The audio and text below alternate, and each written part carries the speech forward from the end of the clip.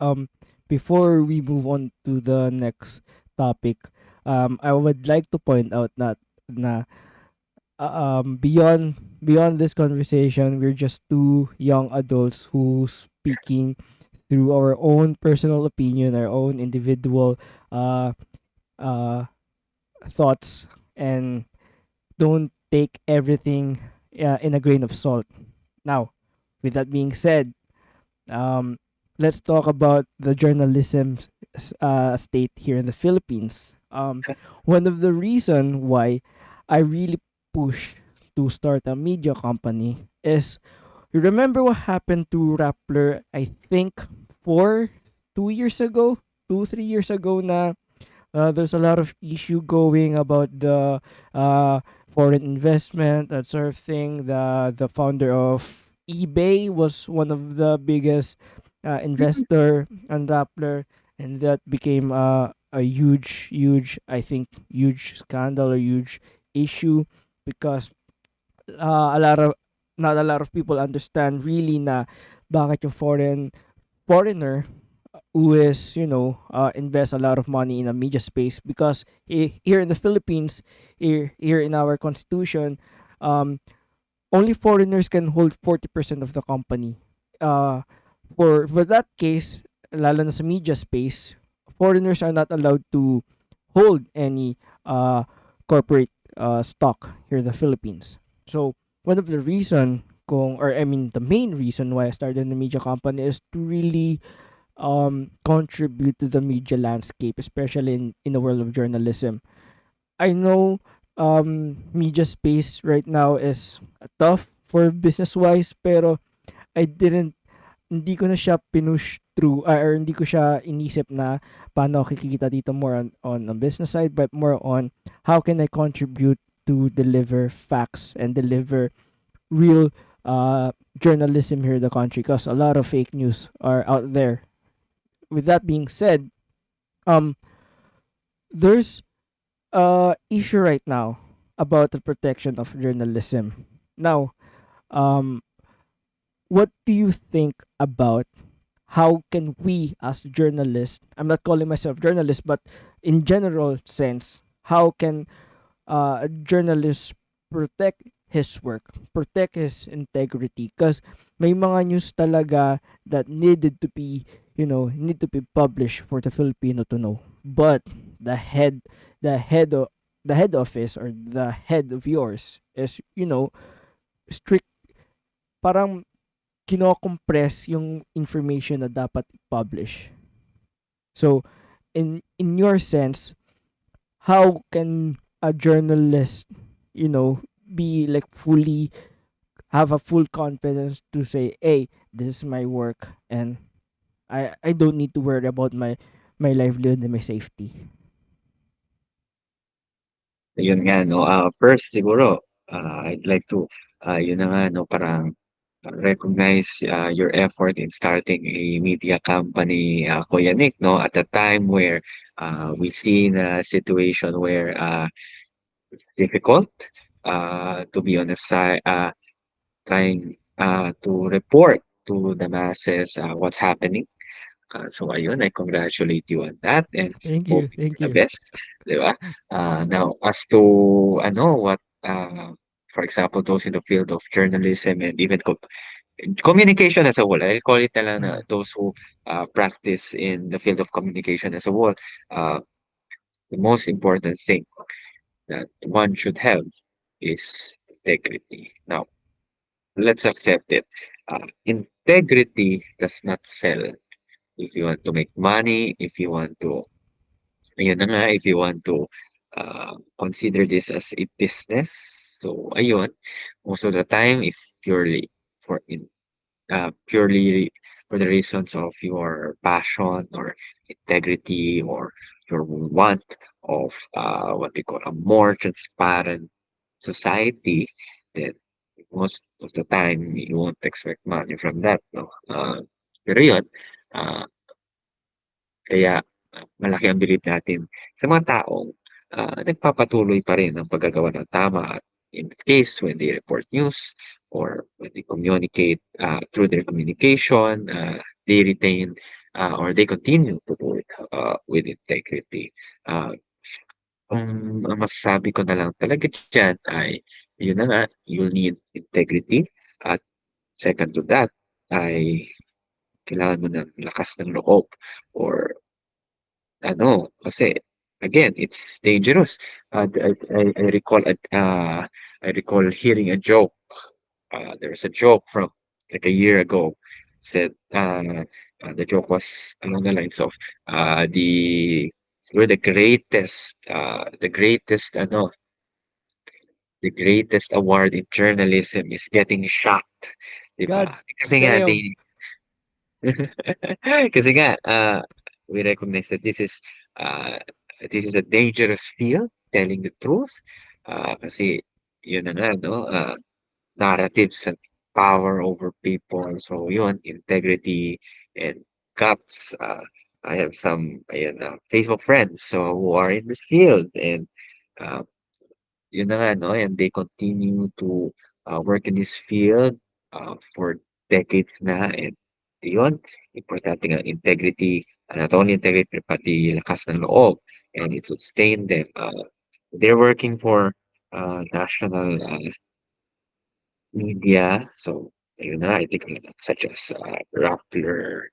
So, ganyan. Uh, again, yun lang talaga, integrity at lakas ng loob. And if you can continue doing it, please do.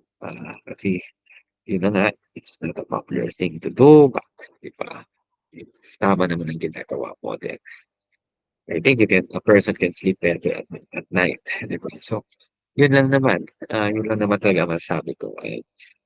It's best talaga to ayun, my favorite line, best line I always say, to my friends, 'di ba, na make good choices, yun talaga 'no, make good choices. Again, it's up to you talaga sa huli. Pero ayun na nga, integrity and guts, you'll survive, I hope.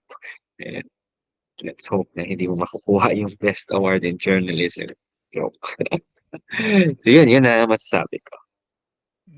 If that happens to me, just ko hindi ko, I don't know, sana hindi. I mean, well, kasi the goal of this entire show is to really have an open discussion about a certain or controversial things. Like, I don't know, let's say, like for example, I know sex is still taboo. I mean, sex education is still taboo, but we have to talk these things. We have to have a conversation about these things. Now, in the world of journalism, we understand naman na it's hard, especially kung halimbawa restrained ka and not everyone is a journalist. Like, gusto ko lang i-point out the difference between journalists and other people is just a publisher. Journalists who have to go through rigorous format or rigorous process to really deliver first the news. Meron silang sinusunod na format, may sinusunod silang editorial guidelines to really to first publish a story. And for ordinary people, we're just a publisher. Like me, I don't consider myself a journalist because unang-una, I'm just a publisher. I'm just a guy who has a microphone, and that's it, and just voicing my opinions.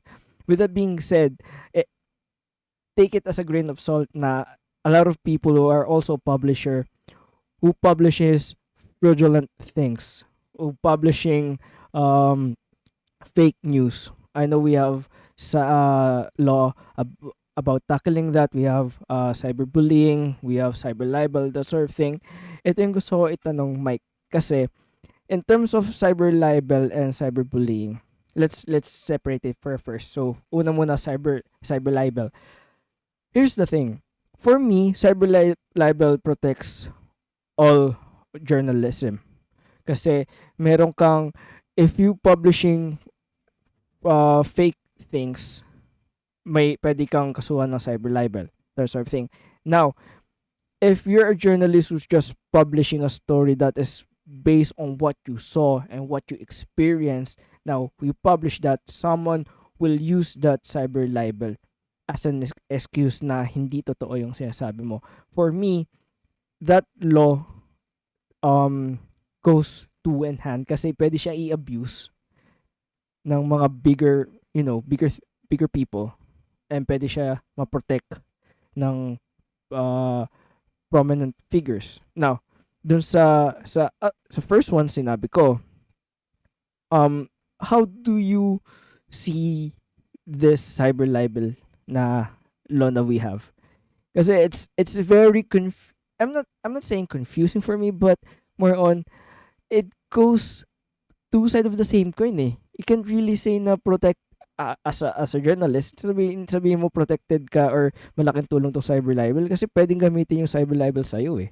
Like pwede ka makulong 10 years down the line eh. So, what are your thoughts about the cyber libel, and how is it protecting people, especially in the media space? Ganito na lang 'no, tama ka na it's like, double-edged sword naman talaga 'tong concept natin na, cyber libel, in relation to yun na nga, what we do in journalism, or in what people do in publishing news, etc. In my case, this has been a consistent view naman that I support the decriminalization of cyber libel, or in fact offers of libel talaga. Para pananaw ko na hindi na dapat ito maging krimen dahil ayun nga 'no, parang mapapaisip kasi mapapaisip tayo na yun na nga.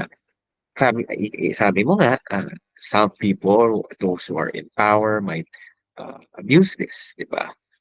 In fact, we recognize naman in certain, cases by the Supreme Court where, for example, nire-recognize naman na the imbalance between the power relations of someone who's, for example, a politician over a regular citizen, na nag-post siya online, et cetera, 'di ba? Ah, pero yun na nga, ako consistent naman ang pananaw ko that we have to, that's for me again, to decriminalize, libel kasi, uh, what while we recognize naman that what we're trying to prevent here is to prevent, uh, the malicious, making of statements over other persons, but I think, there is no need for me lang, there's no need to include a penal clause to that. Our uh, our civil law provides naman, what we call in in the civil code, we have what we call, the concept of, in the Article 9, 'di ba? Where a person when exercising their rights, so in this case involving, for example, your free speech, 'di ba? Na parang, uh, ayun, you have to do it with, for example, good faith, 'di ba? Parang, and if there's a breach to that, again, if it's the breach is contrary to morals, good customs, I think that's Article 21, then, your recourse is to the civil courts. Again, civil. We don't need to have a penal element to the concept of cyber libel.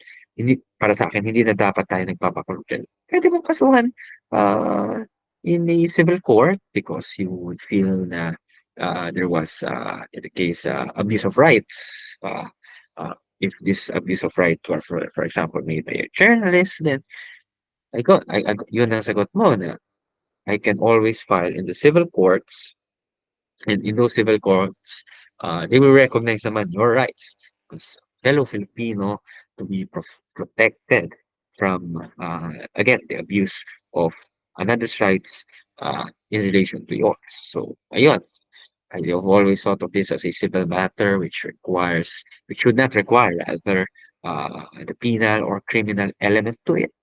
Uh, Yun. So, para sa'kin yun lang, we have laws dealing with human relations naman, so yun na yun. Yun talaga ang pananaw ko. It's a double-edged sword, yes, but should we lock up people, and in some cases, journalists talaga ang targeted? No, should not. Let the civil courts decide if mukhang malicious, mukhang not done in good faith, so yung, journalist has posted something in bad faith, then kasuhan mo and ask the court for uh, a compensation financially, 'di ba? So ayun, para sa'kin yun na yun, kulong hindi. So yun, I think that's the best way we can encourage, uh, ayun, encourage the sense of, the expression, or to encourage, writing about things, reporting about things online, and at the same time, not fear the possibility of going to prison. Maybe the possibility of being fined, perhaps, not in the concept of penal law, but being made to compensate your, for example, person, diba? Because of your abuse of your right. So yun lang ang pananaw ko. In summary, I want to decriminalize any form of libel, cyber or not. True, and I agree na mas magandang i-fine ang journalists who are stating or publishing malicious things rather than putting them into prison.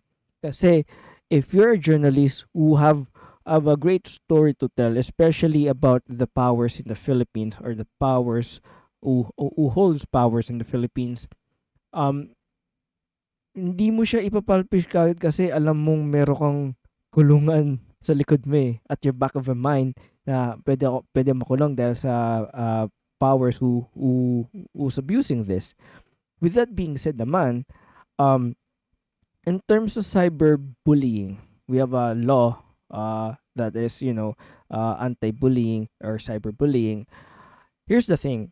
Um, I don't know if you know this issue na may teacher na nag-publish about saying threatening things about our former president Duterte, that sort of thing.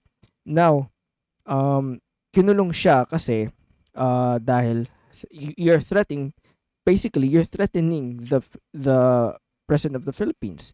Now, nung nabasa ko yung statement niya na it is under his freedom of speech. Here's my thing. If there's a fine line between expressing your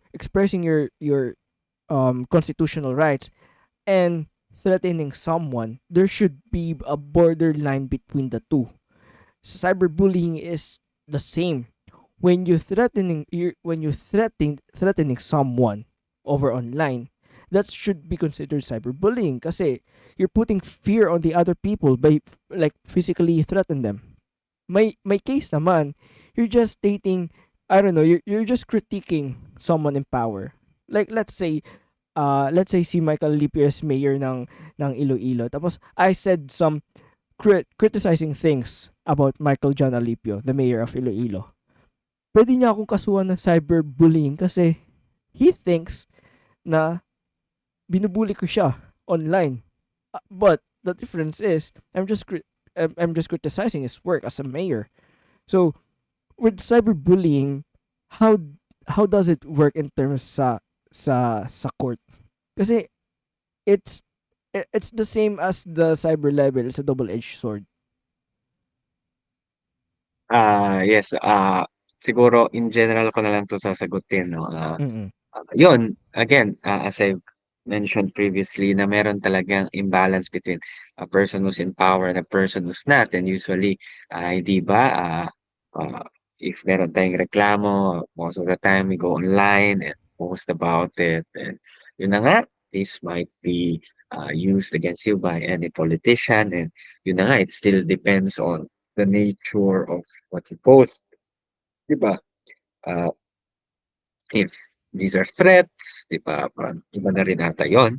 Pero in general naman, the courts, in many decisions recognize the existence of this imbalance of power, and uh, I recall reading in some cases nga involving, uh, yun ano, libel is the fact that, uh, politicians should not be, onion skin, 'di ba? Na ayun naman, ah, parte naman talaga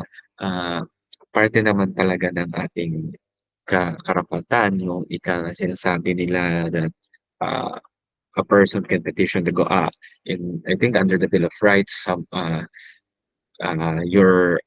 person's ability to petition the government to, uh, to basically resolve your grievances or redress. Uh, so ayun, parang I think this goes both ways kasi in many court decisions sinasabi naman nila we recognize there's a difference in power and then let's look at the statements you made. Uh, when you made a statement online, titingnan ng court, sabi nila, well, hindi naman ito something done in good faith, no? It was really intended to, if not be, malicious to, yun na nga, to say things to person that to say things against a person and then yun na nga, it's masasabi natin going beyond na. So, usually in those cases, ayun na nga, hinahatulan naman ng korte ng libel. Pero in some cases na rin where ma-observe naman natin na mukhang the purpose of the statement made was to ayun na nga, to hold a politician accountable. Then usually sinasabi ng korte na, well, given the imbalance of powers between the two parties, one that is a politician and one that is not, then the court will say, well, ayun na nga, while we might see that this statement is damaging, but our laws provide na ayun, na mukhang ano naman ito, parte naman ng karapatan nila ito. So again, it always boils down to how you make your statement as yun na nga, whether you're a journalist or you're a regular citizen, how you make your statement, why do it in the first place, ano ba ang point mo, di ba? If your only intention was to, yun na nga, uh, incite a possible fear or to threaten someone to do not do something, di ba? So parang that is beyond your rights, hindi na yung karapatan. Ah, so ayun, it always boils down to anong purpose nun. So thankfully, our laws involving yun na nga, making such statements include the idea that uh, itong mga politicians naman talaga expected talagang makatanggap ng reklamo. So ayun. So parang thankfully naman, gano'n ang pananaw ng ating batas tungkol sa mga ganyang statement. So ayun. Pero sa huli, kung puwede naman talaga ulit, repeating my previous point, decriminalize na lang natin 'yan. Now, parang gano'n na talaga. So but again, in relation to what you, uh what you said about yun na nga cyberbullying 'no, na ayun, kasi when you say bullying 'di ba, you're, harassing someone and, you're basically harassing someone online, then clearly that is beyond what is your right to free speech. So kung gano'n naman, then if it's deemed as cyberbullying, then dapat ka talaga hatulan kasi gano'n ang batas natin. Ah, Again, the courts will look into the statements a person makes, online, or made online rather, sorry.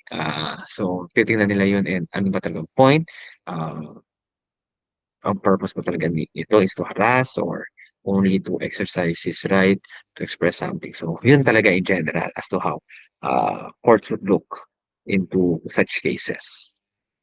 And hopefully naman, like, people are listening to this or even, watching this in the future, um think before you post, because although we have a strong, let's say we have a strong freedom of speech here in the country, but it doesn't mean that you have to, degrade someone or say malicious things to someone or even threatening someone. There's a fine line between threatening someone than criticizing someone. That's two different things, people. You have to remember that. You can catch the entire episode exclusively on YouTube. It's youtube.com at the Nick Barellano Show. It's youtube.com at the Nick Barellano Show.